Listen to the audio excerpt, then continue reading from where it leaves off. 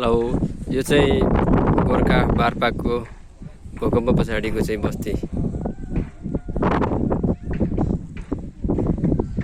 चाहिँ हाम्रो बौद्ध पार्क, यहाँको चाहिँ बारपाकको फेमस ठाउँ।